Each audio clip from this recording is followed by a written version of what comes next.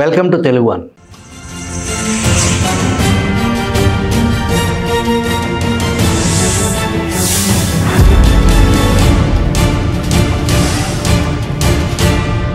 కేంద్ర సాహిత్య అవార్డు గ్రహీత ప్రముఖ జీవశాస్త్రవేత్త మిత్రులు doctor Devaraj Maharaj edit page నుంచి ఈ వీడియోలో హిందువుగా పుట్టాను కానీ హిందువుగా మరణించను అని డాక్టర్ బిఆర్ అంబేద్కర్ యోలా సభలో ప్రకటించారు. ఆ తర్వాత 1956 అక్టోబర్ 14న బర్మా భిక్షువు చంద్రమణి ద్వారా నాగ్పూర్లో బౌద్ధం స్వీకరించారు. అలా ఎందుకు చేయాల్సి వచ్చిందో పూర్తిగా అర్థం చేసుకోవాలంటే ఆయన పుట్టి పెరిగిన పరిస్థితులను పరిశీలించాలి. 21వ శతాబ్దంలో ఇప్పుడున్న పరిస్థితులు 20వ శతాబ్దంలో ఆనాడు లేవు. అంతకుముందు 19, 18 శతాబ్దాలలో అణగారిన వర్గాల జీవితం ఇంకా చాలా దయనీయంగా ఉండేది. ఉదాహరణకు అంబేడ్కర్ స్కూలు విద్యార్థిగా ఉన్నప్పుడు స్కూల్లో తాగేందుకు మంచినీళ్లు దొరికేవి కావు. దళితులకు నిర్దేశించిన కొండలోని నీరే తాగాలి వాళ్ళు. ఎట్టి పరిస్థితుల్లోనూ పక్కనే ఉన్న అగ్రవర్ణం వారి కొండ ముట్టుకోకూడదు. నల్లాలో నీళ్లు వస్తున్నా స్వతంత్రంగా వెళ్లి నీళ్లు తాగే పరిస్థితి లేదు. దాహంగా ఉందని అభ్యర్థిస్తే స్కూల్ బంట్రోతు కరుణించి వచ్చి నల్లా తిప్పితే దూరంగా ఉండి దోసిలి పట్టి తాగి పక్కకు జరగాల్సిందే. క్లాసు బయట కింద కూర్చుని పాఠాలు వినాల్సిందే తప్ప తోటి విద్యార్థులతో కలిసి క్లాసులో బెంచి మీద కూర్చోవడానికి వీల్లేదు. అంబేద్కర్ తెలివైన వాడు గనుక విషయాలు సులభంగా గ్రహించేవాడు. ఒకసారి మాస్టర్ ఒక లెక్కను ఎవరైనా వచ్చి బోర్డు మీద చేసి చూపండి అంటే అంబేద్కర్ చేస్తానని లేచి నిలబడ్డాడు. కానీ క్లాసులోని పిల్లలంతా గోల చేశారు. ఎందుకంటే అంబేద్కర్ దళిత బాలుడు కనుక. బోర్డు ముట్టుకుంటే బోర్డు వెనకాల ఉన్న అగ్రవర్ణ పిల్లల అన్నం మూటలు మైలుపడిపోతాయని బాధపడిపోయారు. ఆనాటి పరిస్థితులు అలా ఉండేవి. పాఠశాలల్లో ప్రథమ శ్రేణి కేవలం బ్రాహ్మణుల పిల్లలకే రావాలి, శూద్రులకు రాకూడదన్న అప్రకటిత నియమం ఉండేది. ఆ రోజుల్లో బనారస్, అలీఘర్ విశ్వవిద్యాలయాల్లో దళితులకు విద్య కోసం కేటాయించిన గ్రాంట్ ఆపేశారు. బ్రాహ్మణ, క్షత్రియ, వైశ్య విద్యార్థులకు అన్ని సౌకర్యాలు ఉండేవి. ఈ 3 వర్గాల వారికి సేవ చేయడమే శూద్రుల ధర్మమని మనుస్మృతి చెప్పిన దాని ప్రకారమే అంతా జరుగుతూ ఉండాలని కోరుకునేవారు. అందుకు ప్రయత్నించేవారు కూడా.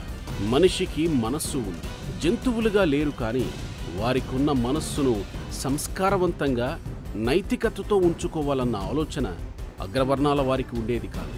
హిందూ ధర్మం అధిక సంఖ్యాకులైన శూద్రుల్ని, దళితులను నిరుత్సాహపరిచేది. నిమ్న జాతుల వారి జీవితాల్లో ఆశ ఉండేది కాదు, అభ్యుదయం ఉండేది కాదు. వారు నిరాశలో పుట్టి పెరగాల్సిందే. ఎదిగే అవకాశాలు ఎంత మాత్రమూ ఉండేవి కావు. అసహ్యం, నిరాదరణ, కోపతాపాలు ఎదుర్కొంటూ అవమానాల పాలవుతూ శూద్రులు, దళితులు బలవంతంగా జీవనం కొనసాగిస్తున్న రోజులవి. అలాంటి కాలంలో అంబేడ్కర్ పుట్టి పెరిగారు. అన్ని రకాల వివక్షల్ని ఎదుర్కొంటూ ఓపికగా పోరాడుతూ ఒక్కొక్క మెట్టు పైకి ఎదుగుతూ వచ్చారు. ధనికులకు ధర్మం అక్కర్లేదు, పీడితులు మాత్రం ధర్మం వైపు నిలబడాల్సి ఉందన్న విషయం అంబేడ్కర్ గ్రహించారు. ఆ రోజుల్లో మహిళలకు గుర్తింపు లేదు. వైదిక మతం ప్రకారం మహిళలంతా శూద్రులే. వారికి స్వేచ్ఛ లేదు, విద్య లేదు, సమాజంలో గుర్తింపు లేదు, గౌరవం లేదు. సతీ సహగమనం మాత్రం ఉంది. కాలే కడుపుకు తిండి పెట్టాలంటే వ్యభిచారం చేసుకోవాల్సిందే. ఆ రోజుల్లో బొంబాయిలో వ్యభిచారులు సులేమాన్ హోటల్లో భీమా ప్లేట్ రోటీ తినగలిగేవారు. గృహిణులకు అది కూడా ఉండేది కాదు. నాగ్పూర్లో ఆర్ఎస్ఎస్ వారి ప్రధాన కార్యాలయం ఉండేది. వారి ప్రభావం తగ్గించడానికి అంబేడ్కర్ ధర్మదీక్ష అక్కడ తీసుకున్నారని కొందరు వివాదాస్పద వ్యాఖ్యలు చేశారు. దానికి ఆయన తగిన సమాధానమే చెప్పారు. ఆర్ఎస్ఎస్ అనే సంస్థ అసలు తన దృష్టిలోనే లేదని, తను నాగ్పూర్ను ఎన్నుకోవడానికి బలమైన కారణాలు చాలా ఉన్నాయని చెప్పారు. నాగ్పూర్ పట్టణానికి ఆ పేరు ఎందుకు వచ్చిందంటే అది నాగజాతికి చెందిన ఆదివాసులకు నిలయం. వారంతా బుద్ధుని అనుయాయులు. ఒకప్పుడు వీరే బుద్ధుడికి రక్షణగా ఉన్నారు. ఈ నాగజాతి ఆర్యుల ఆగడాలకు బలైపోయిన జాతి. అక్కడ నాగా నది కూడా ఉంది. వీటన్నింటి కారణంగా తాను బౌద్ధం స్వీకరించడానికి ఈ పట్టణాన్ని ఎన్నుకున్నానని అంబేడ్కర్ వివరణిచ్చారు. ఆ రోజుల్లో లోకమాన్య బాలగంగాధర తిలక్ కేసరి అనే పత్రిక వెలువరించేవారు. ఈయన అంబేడ్కర్ను విమర్శిస్తూ వ్యాసాలు ప్రకటించేవారు. పేదలైన అస్పృశ్యులను అంబేడ్కర్ తప్పుదారి పట్టిస్తున్నారని, వారిని బౌద్ధంలోకి తీసుకెళ్లడం అన్యాయమని రాసేవారు. మృత కళేబరాలు తొలగించడం వల్ల మహర్లకు 500 రూపాయల ఆదాయం లభిస్తోంది కదా, అది లేకుండా అంబేడ్కర్ వారి నోట్లో మట్టి కొడుతున్నారని, అంతేకాదు రిజర్వేషన్తో వచ్చే ఎమ్మెల్యే ఎంపీ సీట్లు పోతాయి కదా, దళితుల అవకాశాలకు అంబేడ్కర్ గండి కొడుతున్నారని తిలక్ అతని సహచరులు ఆక్రోశించారు. అంబేడ్కర్ అందుకు చెంపపెట్టు లాంటి సమాధానం ఇచ్చారు. బ్రాహ్మణులు మహర్లుగా మారి జంతు మృత కళేబరాలు తొలగిస్తూ దాని మీద వచ్చే ఆదాయం వారు తీసుకోవచ్చు కదా, ఎందుకంత ఉక్రోషం అని ప్రశ్నించారు. దళితుల రిజర్వేషన్ స్థానాల్లో కూడా అసెంబ్లీకి, పార్లమెంటుకు అగ్రవర్ణం వారే పోటీ చేసి గెలుచుకోవచ్చు కదా, అందులో ఉన్న ఇబ్బంది ఏమిటి అని ప్రశ్నించారు ఆయన. అసలు విషయం ఏంటంటే సమానత్వానికి అగ్రవర్ణాల వారు అంగీకరించకపోవడం. అధిక సంఖ్యాకులైన శూద్రులు, దళితులు తమకు బానిసలుగా పడి ఉండాలని వారు కోరుకోవడమే. ఆ పరిస్థితి మారిపోతూ ఉందంటే వారు భరించలేరు కదా. అధిక సంఖ్యాకులైన బహుజనులు తమ గుప్పిట్లోంచి ఎగిరిపోతున్నారని బెంబేలు పడిపోయారు. హిందుత్వవాది అయిన తిలక్ బాధ కూడా అదే. తమిళ బౌద్ధ ఉద్యమకారుడు పండిత అయోధ్యదాస్ అంబేడ్కర్ బౌద్ధం స్వీకరించక ముందే ఒక మాట చెప్పారు. పీడిత కులస్తులంతా అస్తిత్వ పోరాటాలు చేయాలి, కానీ కాందసీకుల్లాగా అగ్రకులాలను అనుకరించకూడదని వాదించారు. మన తెలుగువాడు ఫిజిక్స్ ప్రొఫెసర్ నవబౌద్ధుడు అయిన లక్ష్మీ నరసు రాసిన ఎసెన్స్ ఆఫ్ బుద్ధిజం గ్రంథం ప్రభావం అంబేద్కర్పై బాగా పడిందని చెప్తారు. 1948లో అంబేద్కర్ ఆ పుస్తకానికి ముందు మాట రాసి తానే స్వయంగా బాంబేలో మలిముద్రణ చేయించారు. ఇవన్నీ ఒక్కొక్కటిగా అంబేద్కర్ బౌద్ధం వైపు ఆకర్షింపబడటానికి కారణాలయ్యాయి. బౌద్ధం సముద్రంలాగా విశాలమైంది, లోతైంది. సముద్రంలో చేరిన నదుల నీటికి గుర్తింపు ఉండదు. బౌద్ధం స్వీకరించిన తర్వాత కులమతాల గుర్తింపులు ఉండవు. అందరూ సమానమే. వైదిక ధర్మం అసమానతలపై ఆధారపడి ఉంటే బౌద్ధం సమానత్వంపై ఆధారపడి ఉంది. అందుకే అది ప్రపంచంలోని 128 దేశాలకు వ్యాపించింది. ఒక ధర్మక్రాంతి విలసిల్లింది. లోతుగా పరిశీలిస్తే మన రాజ్యాంగంలో బౌద్ధం ఉంది. బుద్ధుడు చెప్పిన కార్యాచరణ సంబంధంలో నుంచే ప్రపంచ వైజ్ఞానిక పరిశోధనలు సాగాయి.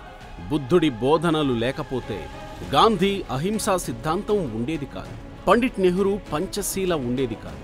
కొంచెం లోతుగా ఆలోచిస్తే అన్నింటిలో బౌద్ధం మూలాలు కనిపిస్తాయి.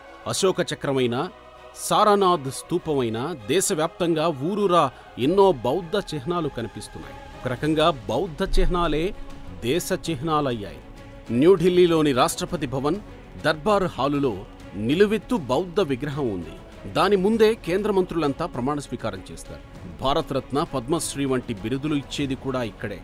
అక్కడి బుద్ధ విగ్రహం పాదాలు ఏ ఎత్తులో ఉన్నాయో రాష్ట్రపతి భవనానికి కింద కిలోమీటర్ల దూరంలో ఉన్న ఇండియా గేట్ పైభాగం అంతే ఎత్తులో ఉంటుంది.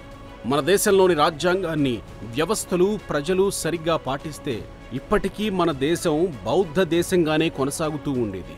మానవ హక్కులు, ఆత్మగౌరవం బౌద్ధంలో దక్కుతాయి. అది దైవ భావన మీద, అసమానతల మీద ఆధారపడి లేదు. ఇతర మాటల్ని, ధర్మాల్ని ప్రవేశపెట్టిన వారు తాము దేవతలమనో దేవదూతలమనో ప్రకటించుకున్నారు. కానీ బుద్ధుడు అలా ప్రకటించుకోలేదు. కనీసం తన వారసుణ్ణి ప్రకటించమని శిష్యులు కోరినప్పుడు బుద్ధుడు అందుకు సమ్మతించలేదు. ధర్మమే తన వారసుణ్ణి ప్రకటిస్తుందని చెప్పారు. అందుకే భగవాన్ పరిపూర్ణ మానవుడయ్యాడు. కాపీ కొట్టి తమలో కలిపేసుకున్నట్టుగానే ఈ పదాన్ని కూడా వైదికులు స్వీకరించారు. పైగా ఎక్కడా అస్తిత్వంలో లేని వాణ్ణి భగవంతుణ్ణి ప్రార్థిస్తూ వచ్చారు. ఇంకా ప్రార్థిస్తూనే ఉన్నారు.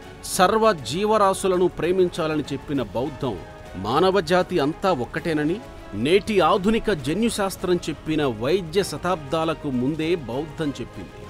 బౌద్ధం మనుషులైన వారందరికీ నచ్చుతుంది. అందుకే అంబేడ్కర్ స్వీకరించి ఈ దేశ ప్రజలకు ఒక వెలుగు దారి చూపించారు. తన జీవితమంతా ఎదుర్కొంటూ వచ్చిన అణచివేతను, అవమానాలను జీవిత చరమాంకంలో ఆయన బౌద్ధంతో తుడిపేసుకున్నారు. నవయాన నవబౌద్ధుడిగా మారారు. దేశానికి ఆదర్శమూర్తిగా నిలిచారు. బౌద్ధం స్వీకరించడానికి డాక్టర్ బిఆర్ అంబేద్కర్ నాగపూర్లోని రామ్దాస్పేట్ ప్రాంతాన్ని ఎన్నుకున్నారు. ప్రస్తుతం అది నాగ్పూర్లోని అభయంకర్ నగర్లో ఉంది.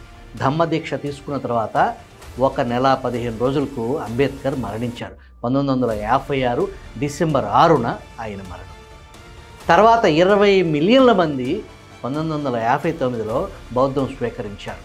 అంబేద్కర్ స్మారక సమితి ఏర్పాటు చేసి 4 ఎకరాల్లో అక్కడ ఒక స్తూపం కూడా నిర్మించారు. దాన్ని గొప్ప బౌద్ధ దర్శనీయ స్థలంగా తీర్చిదిద్దారు.